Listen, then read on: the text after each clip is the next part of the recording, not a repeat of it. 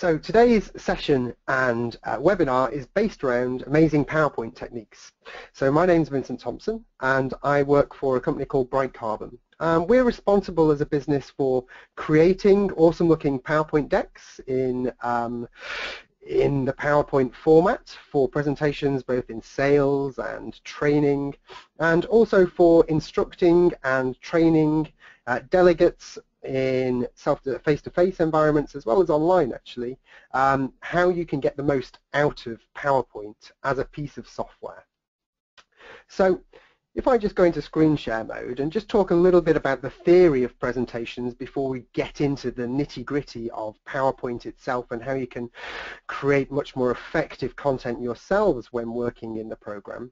If we think of the typical PowerPoint environment or presentation environment, your slides usually end up looking something like this, where you've got lots of text on the slide and the audience tunes out of the presenter and ends up just reading the text that's on the screen itself. Now, it's not possible to read and listen at the same time, so the speaker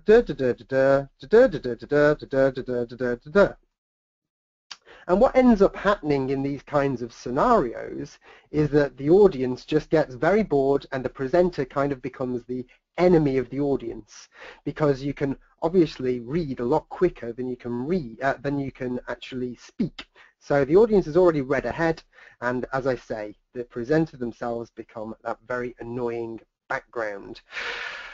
So what we try and do as a business is help people understand that having lots of bullet points and text on slides is really ineffective when it comes to presentations.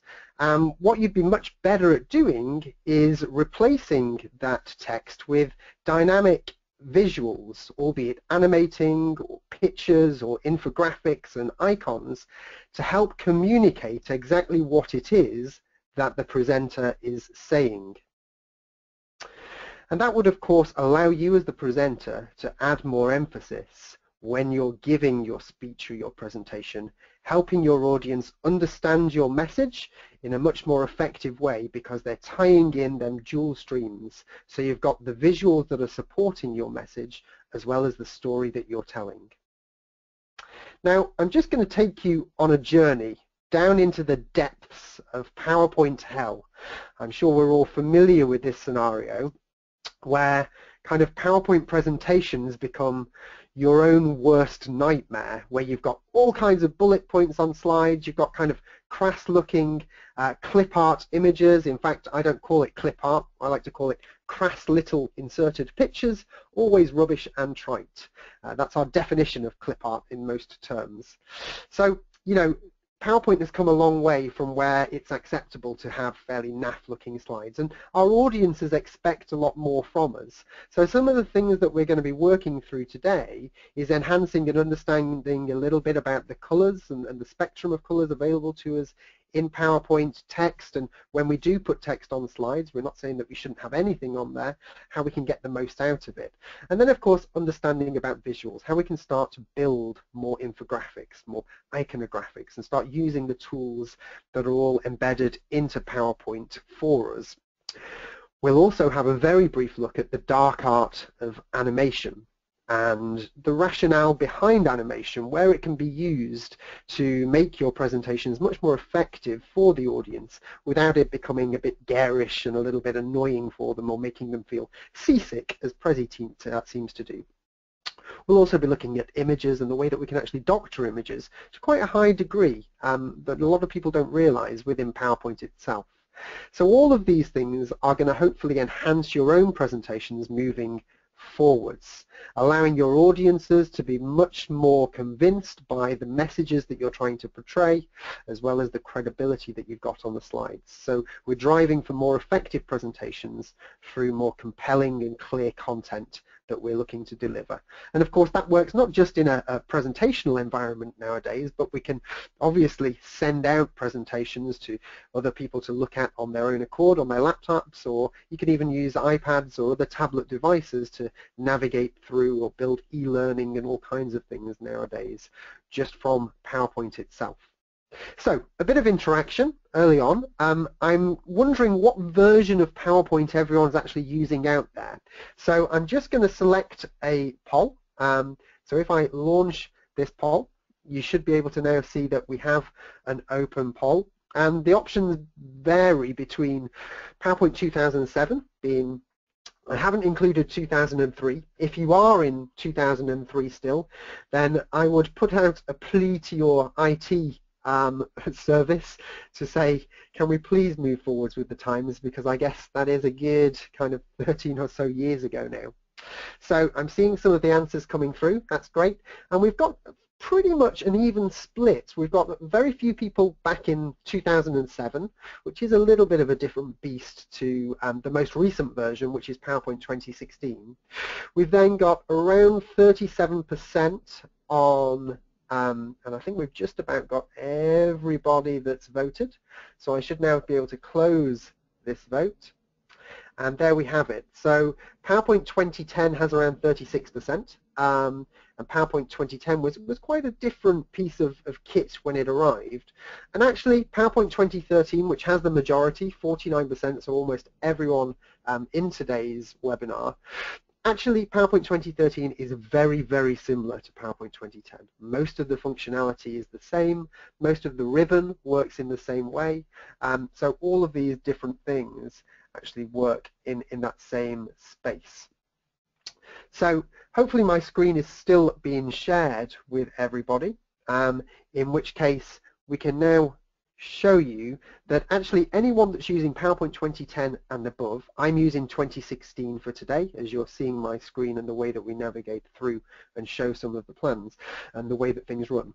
I thought I'd show you a very quick couple of slides, so to show you what is possible within PowerPoint. You know, we work with all kinds of different clients around the world, and you know, getting rid of that text and using images, integrating with animation to help tell that story. So here we're talking about a kind of Epson's version of a Fitbit, a Fitband, and being able to show iconography that kind of animates as you build up the story, tell it that it's secure, there's storage, and all of these different things as you navigate through. You can build through images on slides to help kind of bring into the place certain areas, build up other parts of information over slides, again using text in certain ways, all just very basic but PowerPoint skills and knowledge and PowerPoint elements once you've actually downloaded your images. So all kinds of things that we can actually do and create within PowerPoint, but how do we go about that? You know, we obviously have the ribbon up at the top. As I said, this is PowerPoint 2016. PowerPoint 2010 has pretty much the same things around there. So you've got your Home tab, your Insert, your Design, animations, and all these different things that we'll be clicking through as we go through today's session. But not only do you have the ribbon, but very powerful tools that people sometimes don't recognize within PowerPoint are actually some of the keys on your keyboard. So when you're drawing out certain graphics or shapes and things, you can actually use quick keys to your advantage. So a really good example of this would be the Shift key. Now the Shift key is certainly my best friend when it comes to creating elements in PowerPoint. For the Shift key allows me to, if I just delete these ones off, if I go into Insert and insert a shape, so let's say for instance I'm inserting a square, if I just draw a square, then the chances are that it's not going to be a perfect square. I may well end up with a rectangle or something that's certainly not exactly right in terms of the equal sides. If I hold down the Shift key, it actually locks down the parameters. So it means that you're always going to get a perfect square when you're drawing in PowerPoint. Perhaps even more helpful would be if I go to Insert and start to draw a circle. If you're sick and tired of having ovals all over your slides, hold down that Shift key when you're drawing it and you'll get a perfect circle. And then finally, lines. Bugbear of a lot of people's lives if you're trying to draw a line or an arrow in PowerPoint. And again, you always end up with a slightly wonky line. I see a lot of headaches out there when I go training and speak to people about this. If you hold down the Shift key, then it means that you'll always have a perfectly horizontal line, or if you move up slightly, then you can have a vertical line. And then the other option with the lines is to have it at a 45 degrees. So holding down that Shift key just locks down those parameters as we move it through. So a really quick and easy way to be able to draw your own graph or table, I guess, and we're going to come on to graphs and tables a little later on. So don't think you've got to insert something from Excel or from a live chart, if you've got some quick and ready data that you're wanting to share with your audience, you can just build a graph bar chart nice and quick and easy with some straight lines nowadays. That then moves us into the first tool that we're going to be talking about today that shows some really handy information within the tab to be able to control. Once we're inserting shapes onto our slides, sometimes it's very easy for things to look messy and not really laid out proportionately. So this is where we have the alignment and distribution tools. So we have all of these chevrons that are laid up on the slide, and it becomes really difficult to have to line them all up straight and then to try and space them out equally as well, especially when you're on a large projector. You'll always see when you don't quite get it perfect. So there is a tool that allows us to do this very quickly and easily. The first thing that we need to do is select all of these chevrons. So we can do this by, again, my best friend, the Shift key. And if I hold down the Shift key and click on lots of shapes, it allows me to select all of them shapes. So that's one way. Or we can just click on the mouse button and drag around them all. That works quite effectively as well. So I've got all of these chevrons selected. If I then go up into my top ribbon and click on the Format tab, there is an Align button in here. If I go to the Align button, all that I need to now do is go down and see I can align left, center, right, top, middle, or bottom. Now, aligning the middle is probably what I'm after, where you find kind of a key line in the average midpoint of all of them. So if I click Align Middle, click, hey presto, I've now got all of my elements nicely aligned. Now, when it comes to the spacing in between each of the chevrons, you can see that it's not really correct at the moment, and it would take quite a while to try and get that right. If I select over all of these chevrons and go to Align, Distribute Horizontally, click, and there we go. It gives an equidistant distance between each of the chevrons. So a real quick and easy way is to start to pace out. Here we go. Here we've got some dates. If you imagine these going up in a specific order, so we'll quickly make this 2017, 2018, 2019, 2020, get rid of these ones. You can imagine drawing a timeline. I can now select all of these different dates. I'll give them a little bit of a backdrop, and let's just give them a little lighter color. Get rid of that shadow. Go to Format, go to Align. I think they're already aligned pretty straight in any case. And then Distribute Horizontally. That works quite well. And of course I can now draw a proper straight line across my slide, like so, holding down the Shift key again. And then that gives me the opportunity to just build in some rectangles where you've got some key points. Let's perhaps just pull this whole timeline up into the center of our space. Now, another very, very handy tool when you're building elements in PowerPoint is the ability to duplicate your shapes. Now, usually if you wanted to create several of these dark blue boxes, what you'd have to do is click on the box and Control-C or right-click Copy, and then right-click Paste or Control-V, and it places a box right there, and then you'd readjust and place that one where you'd want it, and then you'd have to do the same again up here, and then you'd have to do the same again down here. Well, there's actually another quick key here that really, really helps, and it's the Control key. If you balance over an object, like my mouse cursor is doing at the moment, if I hold down the Control key, there we go, you'll see that the mouse icon now it switches to an arrow with a plus sign next to it. If I then click and drag on any shape, you'll see that it makes this kind of ghosted effect.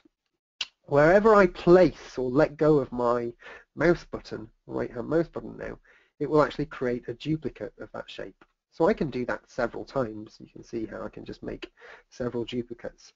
Now if you think about the Shift key locking down as well, so making sure that everything works perfectly horizontally, that means that if I hold down Control and Shift, click, I can create multiples really quick and easily. I can even do it with multiple objects. So I hold Shift and click on these three, and then all I need to do is hold down the Control button, drag this down, let go, and there you have it. So I now have a really quick and easy, efficient way of being able to draw through. And then if I just go into insert and go into these line connectors, a line connector kind of snaps to your objects. So I can snap to this bottom bit like so. I can duplicate this one over. There we go. Excuse me. And then if I insert again, I can go to this snap through. So 2017 there, 2019 there, and 2020, of course, is already up at the top right. So a very quick and easy way of manipulating and working with a few different elements in there. Now, when it comes to shapes, obviously circles and rectangles are fairly simple to get your head around. You can manipulate shapes in other ways in PowerPoint though. So a really good example, and again linking into kind of graphs and data for later on, would be this shape that we have here, which is kind of like a pie chart, or it's a circle. It calls itself a partial circle within PowerPoint. So if I go in and select this partial circle, again, it's going to look a little bit squished or oval unless I hold down the Shift key, and then that gives me a perfect circle. And whenever you see these small yellow points on a PowerPoint slide, that means that the shape is adjustable. So I can click on these different bits of the shape and actually move them around. So a good example, you can build your own Pac-Man, for instance. But on a more serious note, if you're trying to work with specific kind of details or data, maybe we're trying to reflect 40%. We can build this here. I can then build a duplicate next to it, just using that Shift and Control button. And you can actually change a shape in PowerPoint. So I can click on this shape, then go to Format, Edit Shape, change that shape to a full circle. I can change the fill of it, so change the color of it to a lighter gray. And then if I just move this over here, now of course I've moved the lighter gray one over my initial. I need to send it back, and this can be a real pain for some people, having to go into this Format tab and navigate behind, so send backwards. It's fine if there are just two objects on, but sometimes you can get yourself in a real muddle with sending things forwards or backwards, trying to hide over certain parts of text. But now you all of a sudden have a really quick and easy pie chart that you can manipulate and change around without having to go into Excel or work with specific kind of numbers and figures. So for quick and dirty data visuals, I can shrink this down, hold down Shift, and then I can build in several of them. Of course, because I've now grouped these together, I can go to Format and Align, Distribute Horizontally, and that pushes them across the whole of the slide. So I can now go in and change several points of data that work as we just go in. So just to show you the pie chart one more time, here it is on the right hand side. If I insert a partial circle, there's that partial circle, hold down Shift. So there it is, and the default is that quarter of it is missing. All I now need to do is wherever you see the yellow anchor points, just click and drag with your mouse, and that allows you to change that around. And then of course you can either duplicate this and change it into a circle, or if you'd be happier to just go into oval, you can then build your own circle down, have it covered over, and then go into Format, send backwards, and change the color of it. You can change the colors in here. If you then select both of them, click and drag, and then right click and group them together, you can then shrink them together. And again, really handy tip, that Control button allows you to just make several of the same things that you can then adjust.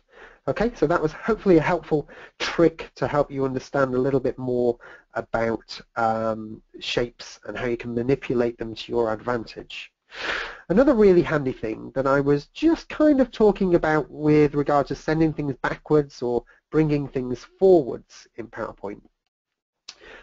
You can easily get muddled and confused with kind of what's in front of something else or getting behind something else. A scenario that I often talk about with people is where you've got maybe a box that has some text in it, and then you may well have perhaps not an image of a koala bear, but another picture that kind of fades in over it. And all of a sudden you want this to kind of repeat on a few slides. and all of a sudden on this slide you've got the koala bear that comes on up. So you've got your text initially, then you click and there's a koala bear. All of a sudden you need to change and edit the text, and there's lots of other things on the slide you can imagine. Well, the only real way that you can change it is by getting confused with sending things backwards and forwards, or perhaps moving the koala bear to be able to change the text that's in here, and then you try and move it back. But then of course when it moves on to that next slide, you see how that koala bear kind of just jumps. It makes it all look a little bit amateurish, so that can be a little bit of a pain. So there is an answer to this pane, and that is called the selection pane. And you can navigate to the selection pane by going up to the ribbon and clicking on the Home tab, going across to Select, and you'll see that there is Selection pane as an option in there. Click on Selection pane, and that brings up a list of every single element that's on the slide. Okay, obviously there are only 2 on this slide, but you can imagine on a more complex slide you'd have kind of 10, 15, 20. In some PowerPoint slides that we develop as a very rough and quick example, you know, here's one for Exxon. We've got hundreds and hundreds and hundreds, probably closer to thousands of elements to be able to select and understand what's going on the slide. So it can get complicated. But in this basic example, what's so cool about this is that you can move things up and down, just like the move backwards or bring in front tab. But also you can select picture 2, you can select the koala bear here. You see that picture 2 comes up. If I click on the little eye icon, click, it will make that object or picture invisible. You can therefore get behind and change things around and change the text, and when you're happy with your edits or whatever you've been doing on the slide, you can click back on that eye icon, click, and there we go. It brings back the element up in front. So it works kind of like layers, if anyone's familiar with Adobe software, so Photoshops and the illustrators of this world. Really, really helpful tool that certainly wouldn't allow us, without it being there, we wouldn't be able to do half of the more complex slides when we're developing them for our clients to do. So, just as a kind of recap on this section with regard to shapes and manipulating and moving things forwards and backwards, one really quick way, rather than to have to navigate around this tab all of the time, is, and you may well have already spotted it, you'll see that I have all of these different kind of icons just across this separate ribbon at the top of my space. Now this is called a quick access toolbar. And you can populate your own quick access toolbar in a really easy way. And what it means is that rather than having to find, so if I'm trying to align all of these squares, for instance, I can select them all. I don't want to have to go and click on the Format tab, find the Align tab, click on the Align to Center or Middle, and then have to go through that process again. I find it much more efficient for me to be able to select all of these boxes and just go into my quick access toolbar right up here, and there you have it. There's my Align Middle, and I can then distribute them as well. So just a couple of clicks allows me to just refine and be able to work in this space much quicker with the objects that I'm working with. So very quick and easy navigational points there that should allow you to be able to work more efficiently. So if you would like to populate your own quick access toolbar, it's probably a good idea that I tell you. Now I've shown you how helpful it is. All that you need to do is whenever you're in the tabs up at the top, so if for instance you want to insert shapes a lot, you just need to right click on any of the buttons, and if you right click for instance on the Format and Align Left, you'll see that you have an option at the top here called Add to Quick Access Toolbar. Now, of course, mine is grayed out. That's because I have it already on my toolbar.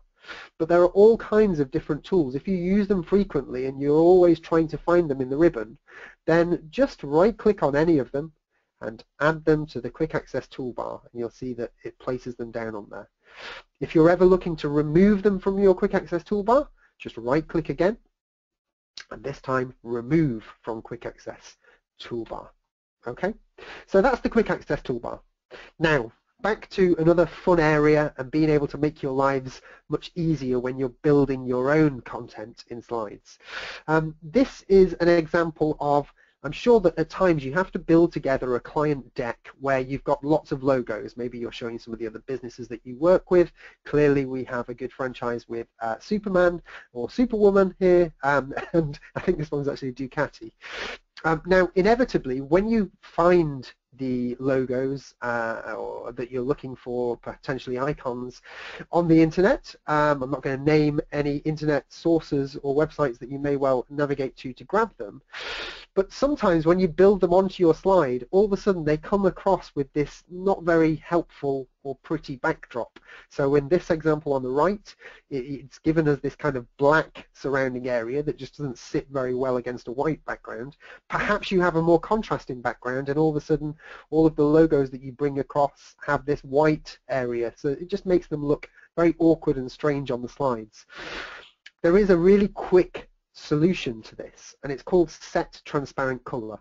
It allows you to delete out any color that you don't want to be there on a logo. So in order to navigate to the tool, all that you need to do is select the logo in its first instance, and then go up to Format, and when you're in the Format tab, you then navigate over to Color. And when I click on this color option, you can see down below here we have more variations, Set Transparent Color or Picture Color options. The one we want to click is Set Transparent Color. When I click Set Transparent Color, you'll see that my mouse cursor has now changed to this kind of magic wand with a right angle at the bottom of it. So all I now need to do is click on the color that I want to remove from the logo, which is obviously the white here. So if I click, just like magic, it therefore deletes out all of that white. So let's try it with this Ducati one as well. So select the logo, click on color, go down to Set Transparent Color, click on this black, and as if by magic it gets rid of that backdrop. And if I move it over the black area, you can see it's made it completely transparent. So that's a really good and easy way to build something through. Now, I'm just going to jump straight down to this, which is a little bit more technical. So this is an example of where you have a large image. It's not a logo, so there are all kinds of colors that are happening with this. But at times it may be that you'd want to remove the background, so you want to remove kind of this structure and different gradients. Now, unfortunately, just selecting color and Set Transparent Color doesn't really do anything. It gets rid of it a bit. If you pull it up here, you can see this little bit, but it doesn't work perfectly. The challenge that you have there is that it's only removing that one point in the gradient. There is, however, in PowerPoint 2010 all the way up to 2016, sorry for the 2007 users out there that this doesn't really apply to, there is a Remove Background tool. If I select an image and click on Remove Background, this allows me to be much more accurate over the area. In fact, so accurate that rather than just remove the backdrop, perhaps this is a company photo that we took some time ago, and unfortunately, you know, we had to let Paul here on the right hand side go. But of course he's always appearing in all of our PowerPoint presentations as part of the team. So is there any way we can remove Paul on the right hand side here from the company photograph? So let's try using the background removal tool to see if we can actually delete out and be that accurate within. So remove the background tool I've selected. You can see this purple area represents everything that's going to be deleted from the image. So, you know, it kind of tries to guess for you, which is a little bit annoying of PowerPoint, because, you know, we don't want to lose these ladies' shirts, this gent's shirt, and parts of this neck, and of course we want to try and get rid of Paul over here altogether. So first of all, I'm going to mark areas to remove up here in the top left. You'll see I've now got a pen instead of a mouse marker. And I literally click and kind of draw through the bits that I don't want on the image anymore. So I'm clicking and drawing through, and that should remove a lot of these different bits and pieces in the image. Here we go, here we go. So we're doing quite well with Paul. We've pretty much removed him in this instance. That's great. And then if I just click on the mark areas to keep, obviously we want these ladies' shirts, we want this chap's collar, and of course probably our CEO, this chap here, we best put part of his head back in. Brilliant. So you can now see that the purple is completely taken out the backdrop, as well as Paul over here as well. So if I then click on Keep Changes, as if by magic, there we go. No more issues with Paul in our corporate presentation anymore. And of course, in terms of the background of the slide in general, we can change and have more colourful gradients and different things going on there. And we're not affected by this kind of rectangle. So this is a really handy tool for individuals, so trying to take someone out of an image, maybe that is a little bit niche, but particularly if you're maybe in a product industry and you've got products or different foods that you're trying to show in an image, you can actually select them out. So that can be good. And this is one to probably watch back when the webinar is distributed to everyone that's attended, just to see how I went through that at your own pace. Okay, so back into images. You know, cropping out the backdrops isn't all we can do in PowerPoint. There are all kinds of wonderful things. So we've got this cute koala bear again. There are ways that you can manipulate images in PowerPoint really quick and easily. If you select the image at first and click on the Format tab, what we can then do is move over to the left-hand side. You can correct it, so you can make things brighter or darker. If you've got a document maybe where the text isn't quite legible, then you can work through things in that way. But then we have the colours, and colours can be fantastic. You know, the colours can link into your own template, so the colours that are already set. So we can give them these monotones. We can make the koala bear a BrightCarbon blue or a funky leg warmer purple. Don't ask me where we came up with that name for some of our colours in BrightCarbon, but we did. Or perhaps you've got a more professional corporate audience. You're presenting to the C-suite or your CEO or your directors, and you're wanting it to just look fairly slick. A really quick way of building in some consistency is going into the recolor and making your images black and white. So you can make images black and white, again, just by going Format, Color, and up at the top left there is that black and white. So you can go all the way through and make them pictures a much nicer kind of backdrop in that instance. So that can be really helpful. There is another technique that I'm a big fan of within BrightCarbon especially, and working on client slides, and that's one of the artistic effects. When I click on Format, we've got the colours, but then we also have artistic effects. Now, I have to be honest, most of these artistic effects are terrible, and I wouldn't advise that you use any of them. Why anyone would want to make their koala bears with these kind of photocopied or neon lines is beyond me. But there is one that is fantastic up here, and it's called Image Blur. It's the far right and one down, and it allows you to blur back part of your image. So what I'm going to do, just as a good example, is stretch this koala bear so it's nice and big. I'm just going to shrink and crop this down. So a nice flood fill image that you've got on your slide there. If I go to Format and reset the picture, there he is in his color format. And then I'm just going to Control-D, duplicate the slide, so you go from one to the next. So on this one, I'm going to go to Format.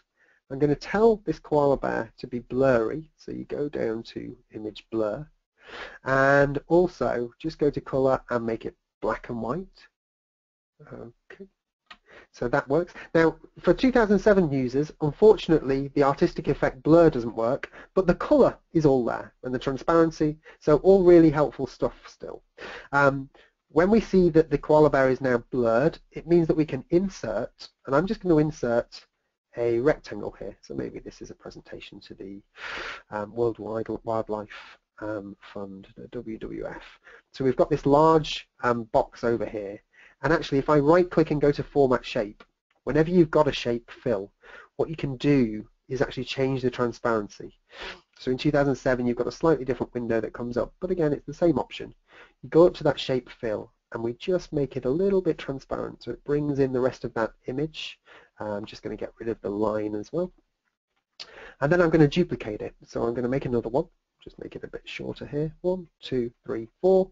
Can select these different rectangles and just evenly space them out as well. And all you need to do to put text into a box is type. So agenda point 01. I'll just make this into good old Arial, and then we can paste this text into all of these. So all of a sudden you're using this flood fill image to build up more of a kind of layer, maybe for an agenda section or for a highlight section within your presentation. If I just click on this and go into full screen mode, so you've got something that the audience is focusing on, a picture that is relevant to whatever your specific topic is, or part of the presentation, or maybe the whole presentation, maybe it's the title slide. And then what we're able to do with that kind of image, changing the color of it and the blur, is when I click, you're able to desaturate and take the attention of the audience away from the image, even though it's kind of still there. So it's got some integrity still on the slide, but then focus the audience's attention on some of these text points on the left. So if I just go from one, you can see the difference from going from that one into that next one. Really effective way of manipulating and making your presentation stand out is using these kind of full flood fill images and working with some of the effects on them, and then building up over that using slides, using elements. You know, there'd be nothing wrong with having this box much larger on the slide. Perhaps it would be a bit of more neutral color, so a white, and you can imagine building up the whole of your presentation within this as almost a new template. You can have your title text always up at the top right here, where you've got some text that's kind of the name of the slide, and then you build up all of your content down below. So, you know, we're talking about a process. We can go into the chevrons, the 3 steps that are going to allow us to cater for and harness koala bears in the future. The random thing, maybe helping increase their numbers around Manchester, if you've been spotted around Salford Keys lately, all of this kind of thing. And you know, you can build your own presentation with this kind of dynamic backdrop in a really nice and easy way for the future then. So I'm getting carried away like I always do. Best to move on in our last 5 minutes or so. As a very quick question, and what I'd like for everyone to do is raise their hands if it applies to them. Do you use animation in PowerPoint at the moment? So can we see how many users out there use animation? So it's tallying up. We're at quarter, 25% at the moment. A few more going up there. Okay, 30%, 35. Okay, that's not bad at all. Excuse me. So we're saying around a third, 36% it seems to have frozen on. So around a third of you use animation out there, which is great. You know, one of the most powerful tools within PowerPoint is certainly animation. As a good example of how you can use PowerPoint to help put across your message, here we have a slide that we've built for Exxon that's all talking about fuel efficiency. So they actually create the rubber in around 98% of tyres that are in existence. It's kind of the smooth rubber that's on the inner of the tyre rather than the outer tread. And this is a little bit of a kind of diagram that we allow that's allowed to train people and help them understand how it is manufactured. So we're able to use animations in PowerPoint to show the process of that manufacture, to show how it wraps around the tyre in these certain ways, and then show how that kind of comes into different temperatures and works through in the interiors to withstand certain pressures inside the tyres. So very technical points. Now if you're trying to really explain something more complex, the ability to animate things in a fairly complicated way is great. Now obviously this is the very far end of the spectrum within PowerPoint. Being able to get into these levels becomes a little bit challenging. If I open up the animation pane, you'll see that there are an awful lot of animations going on here, and we're not expecting that you're going to be kind of going to this level of complexity. But from a very basic perspective, the ability to bring content onto your slide rather than have your audience reading ahead is much more effective for you as a presenter. So rather than having to go into show mode and talk about this point 1 over here and then start talking about point 2, your audience has already read all the way on to point 5. So again, you become kind of that annoyance of the audience. You become that kind of frustrating factor in any of them points. So from a very basic perspective, simply having the ability to bring certain parts of your slide in can be very, very helpful. So in that instance, just to very quickly show you how to bring content onto your slide with animation, we have all of these boxes on the slide. So you can imagine point 1, point 2, point 3, point 4. They could well easily be bullet points, etc. If I just select each of them, if I click on the Animations tab, that's where we go to start animating our objects. We just need to click on, it's all grayed out at the moment because nothing is selected. If I select number 1, you'll see that this is all lit up now. And we've got these different kind of stars. Greens mean entrance effects, so how to bring things in.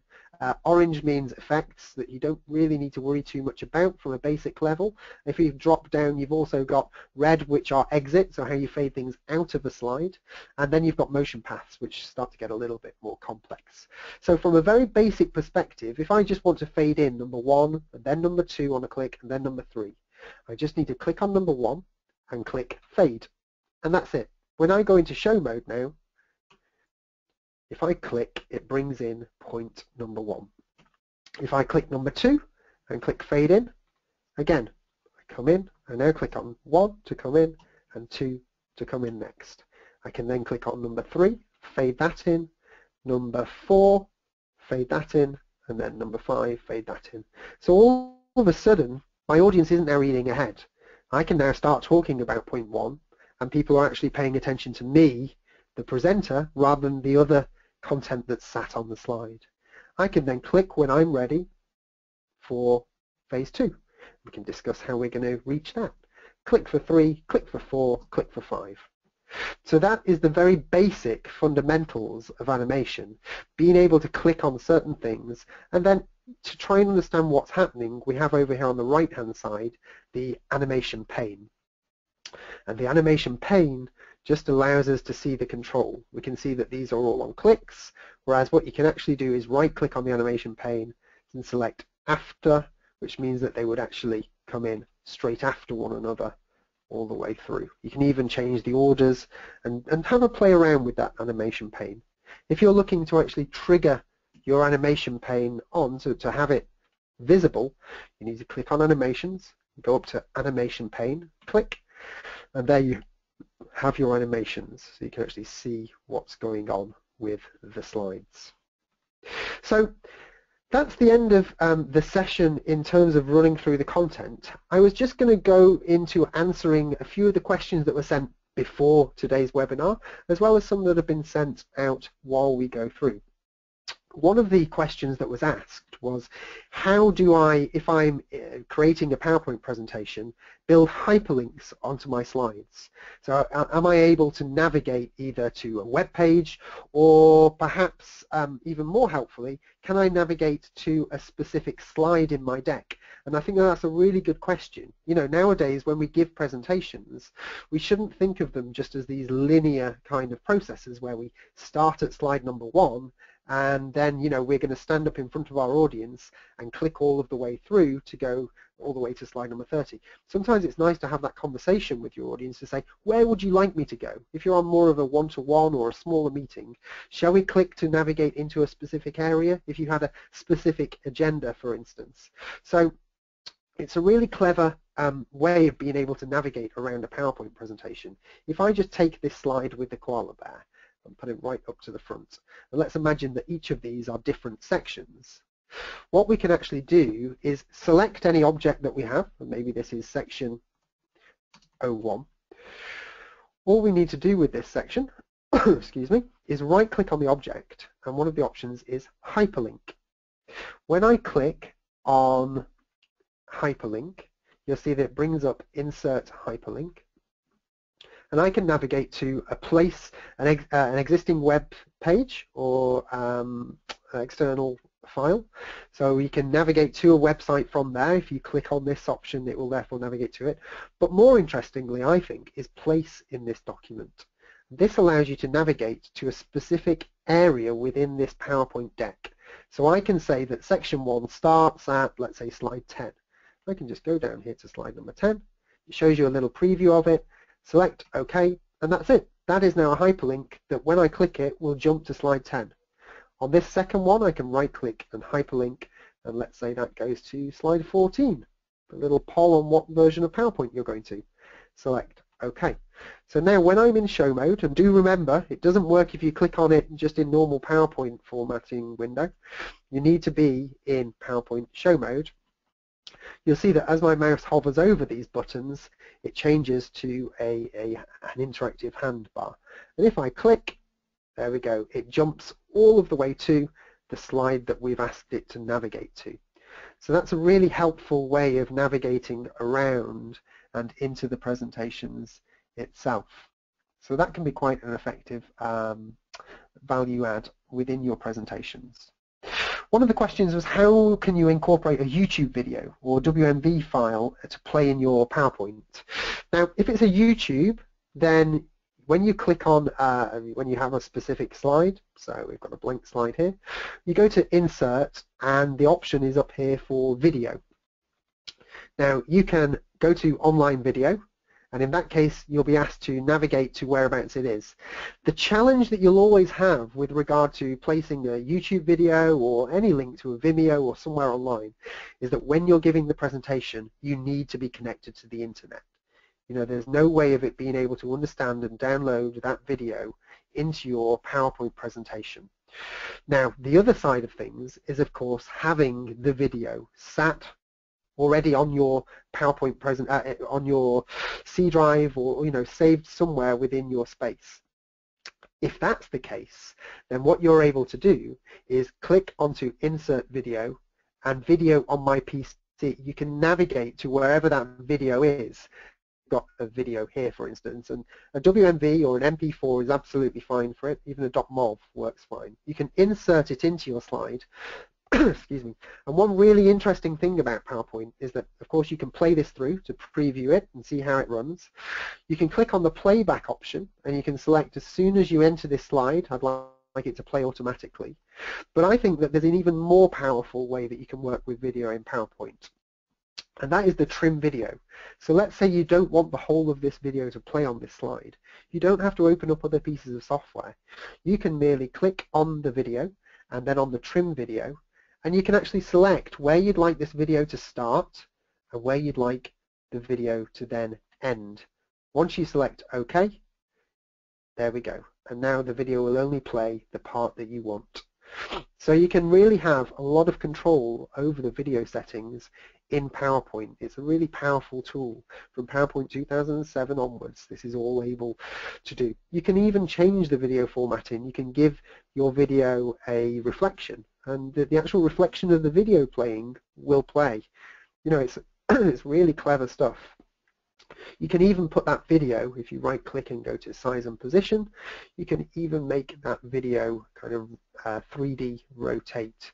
So you can put it on a slight angle, and you can have that whole video playing over here while you bring up some bullet points or some visuals on the right hand side even. So the world is really your oyster when it comes to videos within PowerPoint. A couple of other questions. One of them was, so the specific differences between that 2007 and 2010. Everything that I've shown you today is available and achievable using PowerPoint 2007. The only thing that actually is a little bit more difficult, and actually you can't do just with the click of a button, is the blurring of an image, and of course that hidden background. But all of the shapes and the way that we're manipulating them and building them through works really well. So all of the functions are available in PowerPoint 2013, 2016 and 2010. And Office 365 is currently on PowerPoint 2016 as a version.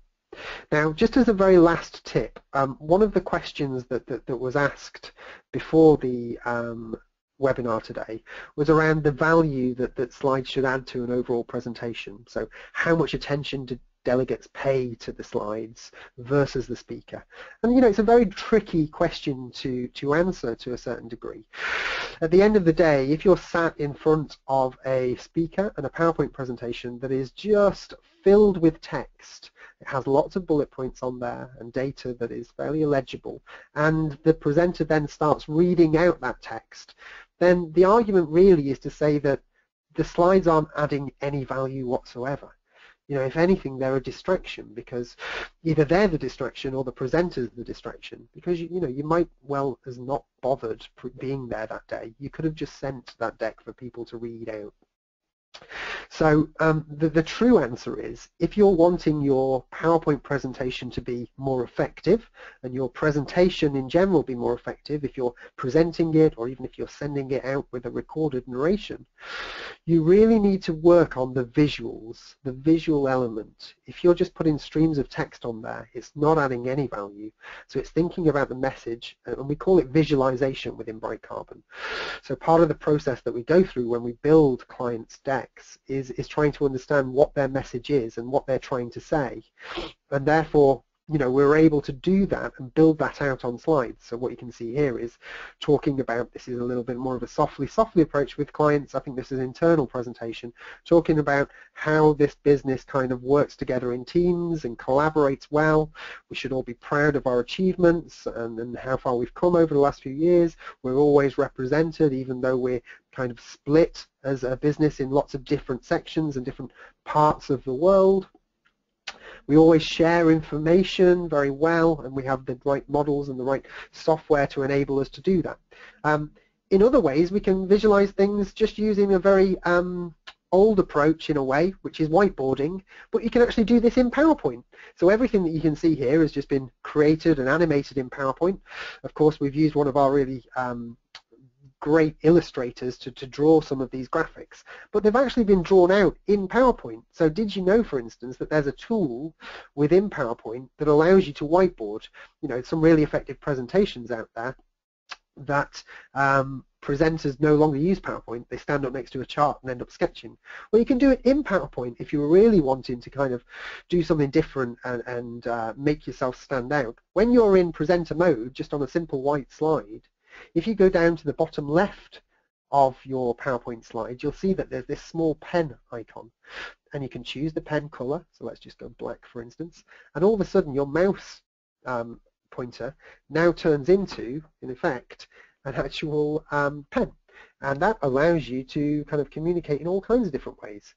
So again, I wouldn't advise you to use a mouse. I'd always say try and use a Wacom tablet, like a USB pen that you can pick up for £15 or so nowadays. But it allows you to communicate, so you can be talking about how kind of some of the challenges that we have is that we're kind of really growing fairly quickly as a business, but you know, for the next 6 months our stock levels kind of have been ordered at this point. So, you know, sooner than later we're going to have a shortfall, you know, in the next 3 months, 6 months, 1 year. So all of a sudden you can communicate in much better ways just by, we need 500,000 units at this point.